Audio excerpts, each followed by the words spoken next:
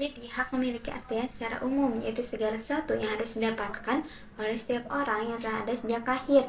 Sementara dalam Kamus Besar Bahasa Indonesia, hak memiliki pengertian tentang sesuatu hal yang benar, milik, kepunyaan, kewenangan, serta kekuasaan untuk berbuat sesuatu, karena telah ditentukan oleh undang-undang, aturan dan sebagainya. Kekuasaan yang benar atas sesuatu atau untuk menuntut sesuatu dengan suatu martabat. Definisi yang lain dari hak adalah segala sesuatu yang harus didapatkan oleh setiap orang yang telah ada sejak lahir, bahkan sebelum lahir. Adapun kewajiban memiliki pengertian secara umum, yaitu sesuatu yang dianggap sebagai keharusan untuk dilaksanakan guna mendapatkan hak yang pantas. Nah, untuk didapat, kewajiban berasal dari kata tetap, berarti tetap, mengikat, pasti, dan keharusan untuk berbuat sesuatu. Nah, ditambah awalan ke dan akhiran an, yang juga berarti sesuatu yang wajib dilakukan atau diamalkan. Istilah ini merupakan bentuk hukum taklif, hukum yang bersifat membebani perbuatan. Nah, dalam Kamus Besar Bahasa Indonesia, wajib artinya harus dilakukan dan tidak boleh ditinggalkan. Maka kewajiban merupakan segala sesuatu yang harus dilakukan dan dipenuhi oleh setiap individu sehingga pantas untuk memperoleh suatu hak. Nah, kewajiban suami adalah sesuatu yang harus suami laksanakan dan penuhi untuk istrinya. Sedangkan kewajiban istri adalah sesuatu yang harus istri laksanakan dan lakukan untuk suaminya. Begitu juga dengan hak suami adalah sesuatu yang harus diterima suami dari istrinya, sedangkan hak istri adalah sesuatu yang harus diterima istri dari suaminya. Nah, dalam Al-Quran, hak suami terhadap istri yang pertama yaitu mas kawin, di mana suami wajib memberikan mas kawin kepada istri karena dapat membuat istri senang, ridho terhadap kepemimpinan lelaki atasnya. Allah Subhanahu wa Ta'ala berfirman dalam surat An-Nisa ayat 4 yang artinya, berikanlah mahar kepada wanita yang kamu nikahi sebagai pemberian yang penuh kerelaan. Kemudian, jika mereka menyerahkan kepada kamu sebagian dari mahar itu dengan senang hati, terimalah dan nikmatilah pemberian itu dengan senang hati. Yang kedua ada nafkah, pakaian, dan tempat tinggal. Nafkah berasal dari bahasa Arab, yaitu an-nafaqah yang artinya pengeluaran, yakni pengeluaran yang biasanya dipergunakan oleh seseorang untuk sesuatu yang baik atau dibelanjakan untuk orang-orang yang menjadi tanggung jawabnya. Adapun menyediakan tempat tinggal yang layak adalah juga kewajiban seorang suami terhadap istrinya, sebagaimana firman Allah Subhanahu wa Ta'ala yang artinya, dapatkanlah mereka perempuan istri di mana kamu suami bertinggal menurut kemampuan kamu. Yang barusan itu ada di Quran surat At-Tolak ayat 6. Yang ketiga, mempergaulinya dengan baik. Hal yang wajib dilakukan oleh suami untuk istrinya adalah menghormatinya, menggaulinya dengan baik, memperlakukan dengan cara yang ma'ruf, dan memberikan apa yang bisa diberikan kepadanya yang dapat mengakrabkan hatinya. Allah Subhanahu wa Ta'ala berfirman dalam surat An-Nisa ayat 19 yang artinya, wahai orang-orang yang beriman, tidak halal bagi kamu mewarisi perempuan dengan jalan paksa. Janganlah kamu menyusahkan mereka karena hendak mengambil kembali sebagian dari apa yang telah kamu berikan kepadanya, kecuali apabila mereka melakukan perbuatan keji yang nyata. Pergaulilah mereka dengan cara yang patut. Jika kamu tidak menyukai mereka, bersabarlah karena boleh jadi kamu tidak menyukai sesuatu padahal Allah menjadikan kebaikan yang banyak di dalamnya. Untuk yang keempat yaitu mengajari istri dalam urusan agama adalah kewajiban yang harus dijalankan oleh suami, sebagaimana firman Allah Subhanahu wa Ta'ala dalam surat At-Tahrim ayat 6 yang artinya, wahai orang-orang yang beriman, jagalah dirimu dan keluargamu dari api neraka yang bahan bakarnya adalah manusia dan batu. Penjaganya adalah malaikat-malaikat yang kasar dan keras. Mereka tidak durhaka kepada Allah terhadap apa yang Dia perintahkan kepadanya dan selalu mengerjakan apa yang diperintahkan. Maka dari itu seorang suami wajib untuk memberitahu, untuk mengajarkan istrinya tentang agama. Selanjutnya, cinta dan kasih sayang. Seorang suami wajib memberikan cinta dan kasih sayang kepada istrinya yang terwujud dalam perlakuan dan perkataan yang mampu membuat rasa tenang dan nyaman bagi istri dalam menjalankan fungsinya sebagai istri sekaligus ibu rumah tangga. Adapun bentuk perlakuan tersebut bisa berupa perhatian, ketulusan, keromantisan, kemesraan, rayuan, senda gurau, bahkan dan yang lainnya seperti memberikan hadiah, seperti itu ya. Kewajiban istri Yang pertama, menaati suami. Istri harus menaati suami selama tidak bertentangan dengan ajaran Islam. Nah, dalam surat An-Nisa ayat 34 juga menekankan pentingnya istri yang soleh untuk taat kepada suaminya. Yang kedua, istri harus menjaga kehormatannya dan harta suaminya saat suami tidak ada di rumah. Nah, ini juga dijelaskan dalam surat An-Nisa ayat 34 menyebutkan istri-istri yang soleh adalah yang taat dan menjaga diri ketika suaminya tidak ada. Hak suami dan istri. Yang pertama, hak untuk diperlakukan dengan baik. Baik suami maupun istri memiliki hak untuk diperlakukan dengan baik oleh pasangannya. Surat Al-Baqarah ayat 187 menyatakan bahwa pasangan adalah pakaian satu sama lain yang menggambarkan saling melengkapi dan melindungi. Yang kedua, hak atas nafkah. Istri berhak atas nafkah dari suaminya. Surat At-Talaq ayat 7 menyebutkan bahwa suami harus memberi nafkah sesuai dengan kemampuannya. Nah, kesimpulannya, Al-Quran menekankan pentingnya keseimbangan dan saling menghormati antara suami dan istri. Nah, dalam menjalankan hak dan kewajiban untuk menciptakan rumah tangga yang harmonis dan bahagia.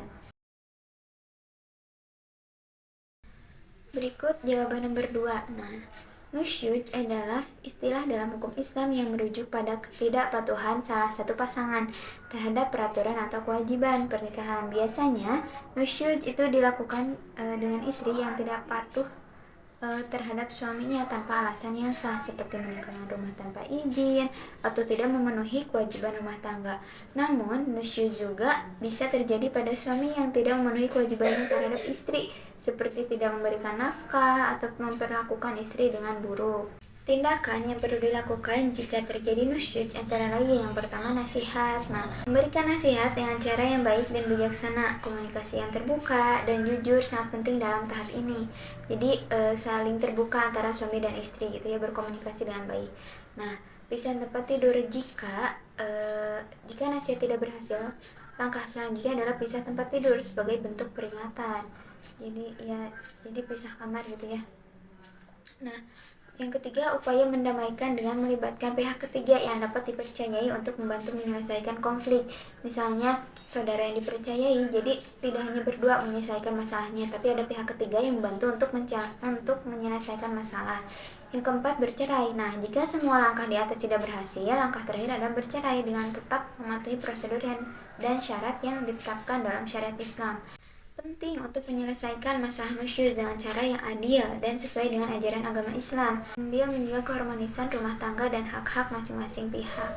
Jadi tindakan yang pertama itu tadi ada nasihat, ada yang kedua pisah tempat tidur, yang ketiga mendamaikan dengan cara melibatkan pihak ketiga, yang keempat yaitu bercerai, yaitu jika tidak ada jalan keluar maka mungkin itu di ujung tanduk mungkin ya rumah tangganya, yaitu proses dengan bercerai. Ini jawaban nomor 3 ya. Jadi poligami adalah taktik pernikahan di mana seorang memiliki lebih dari satu pasangan dalam waktu yang sama. Nah, dalam konteks ini istilah poligami merujuk pada seorang pria yang memiliki lebih dari satu istri, sedangkan poliandri merujuk pada seorang yang memiliki lebih dari satu suami. Untuk hukum poligami sendiri ada beberapa gitu ya. Hukum poligami bervariasi gitu. Yang pertama, menurut Islam, dalam hukum Islam poligami diperbolehkan dengan batasan seorang pria boleh menikah hingga 4 istri asalkan ia mampu berlaku adil terhadap semua istri. Hukum ini diatur dalam Al-Quran, khususnya surat An-Nisa ayat 3. Banyak negara dengan mayoritas muslim memperbolehkan poligami dengan berbagai regulasi. Misalnya di Indonesia nih, poligami diatur oleh undang-undang yang mensyaratkan izin istri pertama dan pengadilan. Nah, yang ketiga, kebanyakan negara barat seperti Amerika Serikat dan negara-negara Eropa melarang poligami dan menganggapnya sebagai tindakan ilegal. Nah, untuk selanjutnya beberapa budaya tradisional juga di Afrika dan Asia memperbolehkan poligami berdasarkan adat dan kebiasaan setempat. Jadi menyesuaikannya dengan budayanya, tradisinya. Untuk alasan poligami, nah berikut ada beberapa alasan yang mendasari praktik poligami, antara lain kepercayaan agama. Nah, dalam beberapa agama, poligami dianggap sebagai tindakan yang diperbolehkan dan bahkan dianjurkan dalam kondisi tertentu. Termasuk juga agama Islam yang memperbolehkan poligami asalkan bisa berperilaku adil. Nah, yang kedua, ekonomi dan sosial. Dalam beberapa masyarakat, poligami dianggap sebagai cara untuk memperkuat ikatan keluarga, meningkatkan status sosial, dan memastikan dukungan ekonomi bagi keluarga yang lebih besar. Yang ketiga, populasi dan keturunan. Di beberapa budaya, poligami dianggap sebagai cara untuk memastikan keturunan yang banyak dan menjadikan populasi kelompok atau keluarga. Yang keempat, ada adat dan tradisi, di mana poligami kali ini dipraktikkan sebagai bagian dari tradisi dan adat diwariskan generasi ke generasi. Nah, yang kelima, kondisi khusus. Dalam beberapa kasus, poligami bisa menjadikan solusi dalam kondisi khusus seperti ketidakmampuan istri pertama untuk memiliki anak atau alasan kesehatan lainnya. Yang tadi itu beberapa alasan orang melakukan poligami. Adil dalam konteks hukum dan agama memiliki pengertian yang berbeda, namun seringkali saling berkaitan, terutama dalam isu-isu sosial seperti poligami. Nah, adil menurut syarat hukum. Dalam konteks hukum, adil merujuk pada prinsip keadilan yang berarti memberikan setiap orang haknya secara proporsional dan tanpa diskriminasi. Nah, dalam kasus poligami, hukum di banyak negara memiliki pandangan dan regulasi yang berbeda. Seperti itu. Yang pertama, hukum negara sekuler. Banyak negara sekuler melarang poligami dan menganggapnya sebagai bentuk diskriminasi terhadap perempuan dan pelanggaran terhadap hak asasi manusia. Negara-negara ini mendasarkan hukum mereka pada prinsip kesetaraan gender dan hak individu. Yang kedua, hukum negara dengan basis agama. Beberapa negara yang memiliki dasar hukum berbasis agama, misalnya beberapa negara mayoritas muslim ya, mengizinkan poligami, tetapi dengan syarat-syarat yang tertentu untuk memastikan keadilan bagi semua pihak yang terlibat. Adil menurut syarat agama. Nah, dalam agama Islam, konsep keadilan sangat ditekankan, termasuk dalam praktek poligami. Beberapa syarat keadilan dalam poligami menurut Islam antara lain. Yang pertama, keadilan material. Suami harus mampu memberikan nafkah yang adil kepada semua istri dan anak-anaknya. Ini termasuk kebutuhan pokok seperti makanan, pakaian, tempat tinggal, dan pendidikan. Yang kedua, keadilan emosional. Suami harus adil dalam memberikan perhatian, kasih sayang, waktu kepada semua istrinya. Dalam Islam, suami harus membagi waktunya secara adil antara istri-istrinya. Yang ketiga, kondisi ekonomi. Suami harus memiliki kemampuan finansial yang cukup untuk mendukung lebih dalam keluarga. Islam tidak mengizinkan poligami jika akan menyebabkan kesulitan ekonomi atau ketidakadilan terhadap istri dan anak-anaknya. Niat dan motivasi. Niat suami dalam berpoligami haruslah untuk kebaikan dan bukan untuk menyalahgunakan atau menzalimi istri-istrinya.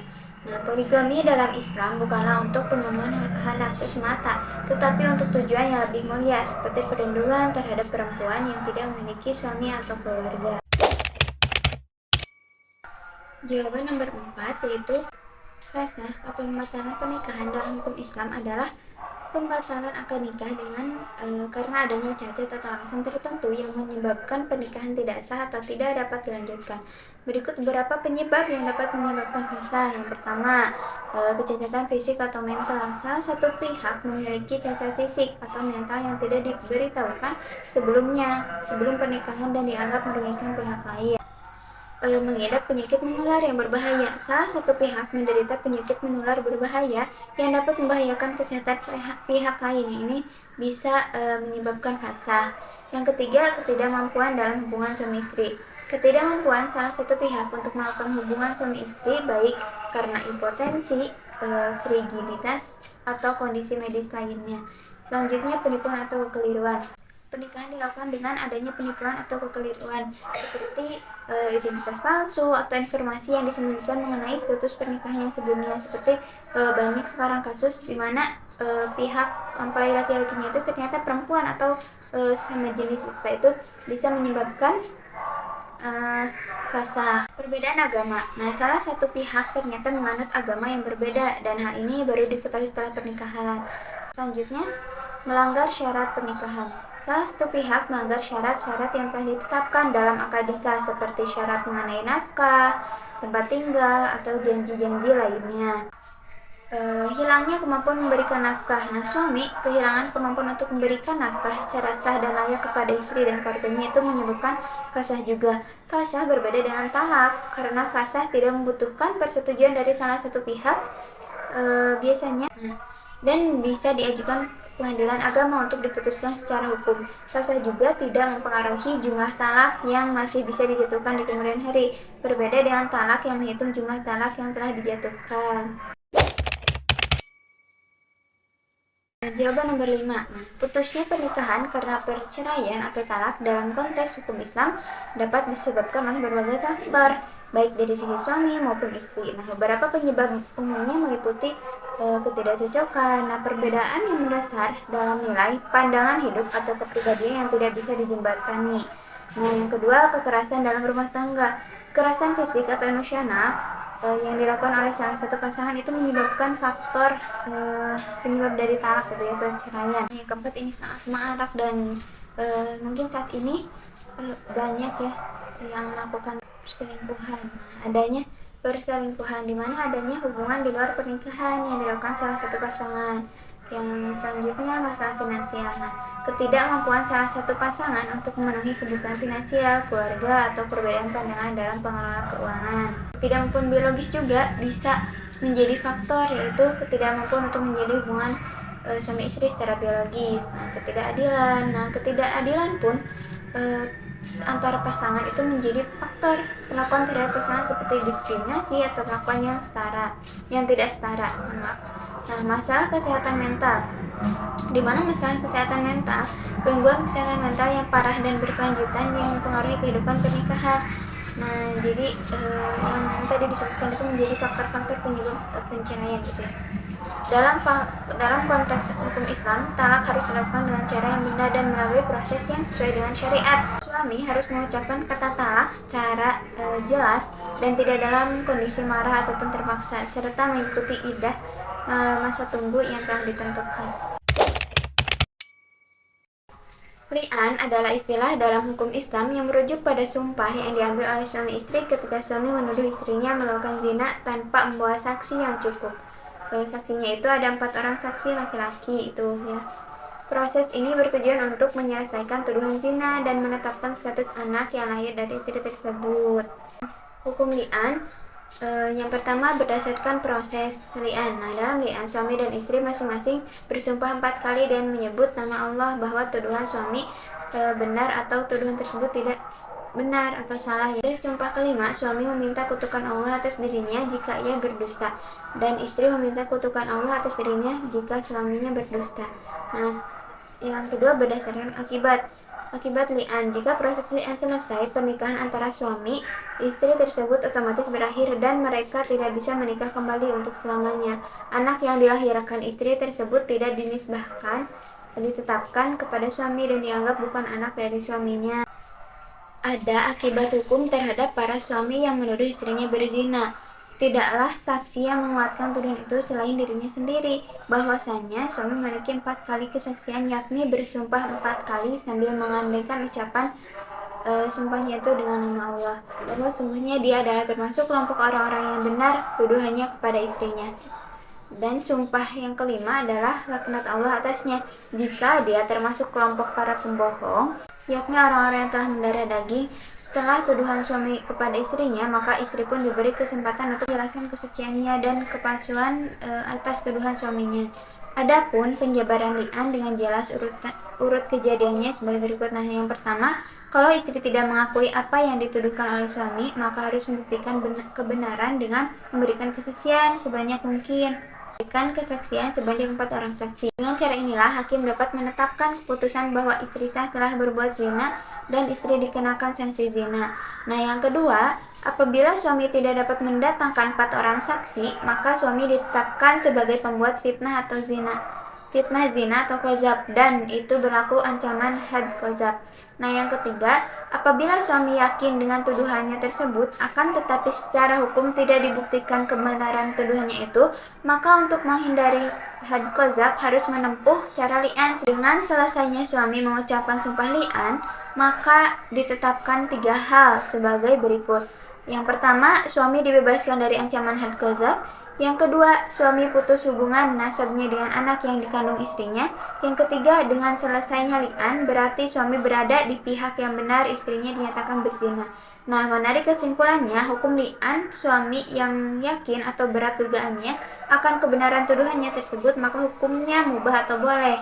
Akan tetapi, apabila suami tidak kuat dugaan tuduhannya itu, maka hukum li'an baginya merupakan suatu hal yang haram. Berikutnya, kapan sih terjadinya li'an? Nah, li'an terjadi ketika seorang suami menuduh istrinya berzina tanpa bisa mendatangkan 4 orang saksi.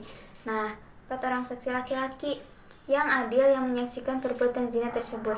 Dalam keadaan ini, li'an menjadi satu-satunya cara untuk menyelesaikan tuduhan tersebut sesuai dengan syariat Islam. Li'an didasarkan pada ayat Al-Quran dalam surat An-Nur ayat 6-9 yang menjelaskan prosedur dan konsekuensi dari sumpah li'an. Jawaban nomor 7. Nah, hulu adalah istilah dalam hukum Islam yang merujuk pada perceraian yang diminta oleh istri dengan memberikan kompensasi kepada suaminya. Ini berbeda dengan talak di mana perceraian dipraktikkan oleh suami. Nah, dalam kasus hulu ini istri yang dapat menawarkan sejumlah uang atau harta lainnya sebagai ganti rugi kepada suami untuk membebaskan diri dari ikatan pernikahan. Hulu sering digunakan ketika istri merasa tidak lagi mampu atau nyaman untuk melanjutkan pernikahan meskipun tidak ada kesalahan yang nyata di pihak suami. Abu Zahrah mendefinisikan bahwa hulu mempunyai 2 arti, yaitu umum dan khusus. Hulu dalam arti umum adalah talak atas harta istri untuk menebus dirinya yang diserahkan kepada suaminya, dan baik dengan lafaz hulu atau lafaz mubaro'ah atau dengan lafaz talak. Pengertian ini banyak digunakan ulama kontemporer. Adapun hulu dalam arti khusus adalah talak tebusan dengan lafaz hulu. Pendapat inilah yang banyak digunakan oleh ulama salaf, sedangkan menurut pasal 1 KHI Poin 1 disebutkan bahwa hulu adalah perceraian yang terjadi atas permintaan istri dengan membebaskan iwad atau tebusan, dengan memberikan iwad atau tebusan kepada suami dan atas persetujuan suami. Dari pengertian-pengertian tadi dapat disimpulkan bahwa hulu adalah perceraian yang disertai sejumlah harta sebagai iwad yang diberikan oleh istri kepada suami untuk menebus diri agar terlepas dari ikatan perkawinan. Jawaban nomor 8. Nah, zihar adalah di mana seorang suami menyatakan kepada istrinya bahwa dia baginya seperti tulang punggung ibunya. Seperti itu misalnya.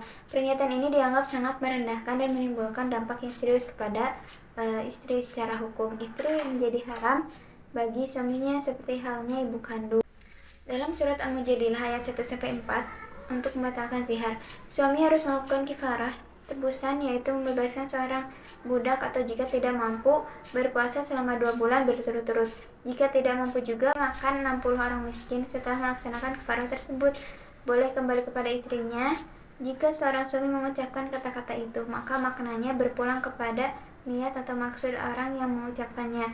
Jika ia bermaksud zihar, maka ungkapan itu menjadi zihar. Namun jika ia bermaksud menyanjung, memuji atau memulihkan istrinya, itu tidak termasuk atau tidak menjadi zihar. Allah SWT berfirman dalam surat Al-Mujadilah ayat 3 yang artinya, dan mereka yang menzihar istrinya kemudian menarik kembali apa yang telah mereka ucapkan, maka mereka diwajibkan memerdekakan seorang budak sebelum kedua suami istri itu bercampur. Demikianlah yang diajarkan kepadamu, dan Allah yang maha teliti terhadap apa yang kamu kerjakan. Quran Surat Al-Mujadilah ayat 3. Dari ayat ini terdapat penjelasan bahwa suami yang melakukan zihar terhadap istrinya harus membayar kifarat dengan cara memerdekakan seorang hamba sebelum bersentuhan lagi dengan istrinya sebagai jalan menebus kesalahannya. Selain itu, terdapat juga hadis yang menjelaskan perihal kifarat jihar. Rasulullah SAW bersabda, kifarat jihar adalah memerdekakan seorang hamba sebelum keduanya bersentuhan atau memberi makan 60 orang miskin atau berpuasa 3 hari berturut-turut. Hadis riwayat Bukhari. Nah, hadis di atas secara jelas menggambarkan pilihan kifarat yang dapat diberikan oleh suami yang melakukan zihar terhadap istrinya. Selain memberi makan 60 orang miskin atau memerdekakan seorang hamba sebelum bersentuhan, suami tersebut juga dapat melakukan kifarat dengan cara berpuasa selama 3 hari berturut-turut. Dengan demikian, kafarat zihar adalah bentuk tindakan yang diwajibkan Islam untuk membantu memperbaiki kesalahan yang telah dilakukan oleh seorang suami terhadap istrinya. Ini mencerminkan pentingnya menjalin hubungan keluarga dan menegakkan keadilan dalam rumah tangga seorang dengan ajaran agama Islam. Ilah adalah sebuah istilah dalam Islam yang merujuk pada sumpah seorang suami untuk tidak menggauli istrinya dalam jangka waktu tertentu. Nah, ilah ini biasanya dilakukan dengan niat untuk memberikan pelajaran kepada istri atau sebagai bentuk ketidakpuasan terhadap perilaku istri. Nah, hukum ilah dalam Islam. Yang pertama, waktu maksimal. Nah, hukum Islam menetapkan bahwa jika seorang suami bersumpah tidak akan menggauli istrinya selama lebih dari 4 bulan, maka ia harus mencabut sumpahnya atau menceraikan istrinya setelah 4 bulan tersebut berakhir. Hal ini didasarkan pada firman Allah dalam Al-Quran Surat Al-Baqarah ayat 226-227. Artinya, bagi orang-orang yang mengikhlas istri mereka diberi tangguh 4 bulan lamanya, kemudian jika mereka kembali kepada istrinya, sungguhnya Allah Maha Pengampun lagi Maha Penyayang. Dan jika mereka berazam atau bertetap hati untuk talak, maka sungguhnya Allah Maha Mendengar lagi Maha Mengetahui. Hukum setelah 4 bulan. Yang kedua, hukum setelah 4 bulan. Nah, jika setelah 4 bulan suami masih bertahan dengan sumpahnya, maka istri dapat mengajukan perceraian. Dalam hal ini, perceraian dianggap sah dan suami harus memenuhi hak-hak istri yang terkait dengan perceraian tersebut. Yang ketiga, ada kafarah atau tebusan. Jika suami ingin mencabut sumpahnya sebelum 4 bulan berakhir dan ingin kembali menggauli istrinya, ia harus membayar kafarah atau tebusan sumpah yang dapat berupa memberi makan 10 orang miskin, memberi pakaian kepada mereka, atau berpuasa 3 hari berturut-turut. Nah, dengan demikian, ilah adalah bentuk sumpah yang memiliki konsekuensi hukum tertentu dalam Islam yang bertujuan untuk menjaga keseimbangan dan keadilan dalam hubungan suami istri. Saya dari kelompok 1 yang membahas tentang konsep, tujuan, hukum, dan hikmah nikah. Nah, kesimpulan tentang materi yang saya bahas itu nikah. Nah, nikah ini adalah sebuah institusi sosial dan agama yang penting dalam berbagai budaya dan agama di seluruh dunia. Nah, dalam Islam, nikah memiliki aturan dan panduan yang spesifik atau khusus yang diatur dalam hukum syariah. Nah, konsep dasar nikah juga yang pertama ada tujuan. Nah, untuk nikah ini untuk membangun keluarga yang sakinah, mawaddah, dan warahmah. Nah, yang kedua, rukun nikah. Ada 5 rukun nikah dalam Islam, yaitu calon suami, calon istri, wali dari pihak wanita, dan 2 saksi laki-laki. Yang terakhir ada ijab dan qabul pernyataan nikah. Nah, syarat nikah. Syarat ini mencakup hal-hal seperti persetujuan dari kedua belah pihak, adanya wali bagi wanita, dan saksi yang adil. Nah, selanjutnya hukum nikah. Hukum nikah dalam Islam bisa bervariasi bermacam-macam tergantung pada kondisi individu. Yang pertama, ada 5 hukum nikah, yaitu wajib, sunnah, makruh, haram, serta mubah. Yang pertama, wajib. Jika seorang mampu menikah dan khawatir terjerumus dalam perbuatan zina, itu hukumnya wajib menikah. Yang kedua, sunnah. Jika seorang mampu menikah dan mengharapkan keturunan serta ingin menjaga dirinya dari perbuatan dosa, maka itu dihukumkan sunnah untuk menikah. Yang ketiga, makruh. Jika seorang tidak memiliki kemampuan untuk menafkahi istri dan anak-anaknya, maka seorang tersebut dimakruhkan untuk menikah. Yang keempat, haram. Jika pernikahan itu dapat membawa madarat atau bahaya, maka pernikahan itu diharamkan. Yang terakhir ada mubah. Nah, dihukumi mubah jika seorang dalam kondisi stabil, tidak cemas akan terjerumus kepada kezaliman, zina, atau membahayakan pasangannya jika tidak menikah. Nah, ada pula dorongan maupun hambatan untuk melakukan atau meninggalkan pernikahan, dan keadaan ini hukum menikah bagi seorang yakni boleh atau mubah. Nah, lalu ada hikmah nikah. Yang pertama, memenuhi fitrah manusia, di mana menikah adalah cara alami untuk memenuhi kebutuhan emosional, bahkan memenuhi kebutuhan fisik manusia. Yang kedua, menikah bisa atau menjadi langkah awal dalam membangun keluarga yang harmonis dan bahagia. Yang ketiga, hikmah menikah itu bisa menjaga kehormatan dan kemartabatan, di mana nikah melindungi individu dari perbuatan yang tidak bermoral dan menjaga kehormatan mereka. Yang keempat, ibadah dan pahala. Menikah ini dianggap sebagai ibadah dan mendapatkan pahala di sisi Allah. Juga menikah ini menjadi sunnah Rasul ya. Nah, yang kelima, memperoleh keturunan. Salah satu tujuan menikah adalah untuk mendapatkan keturunan yang akan melanjutkan garis keturunan dan memperbanyak umat.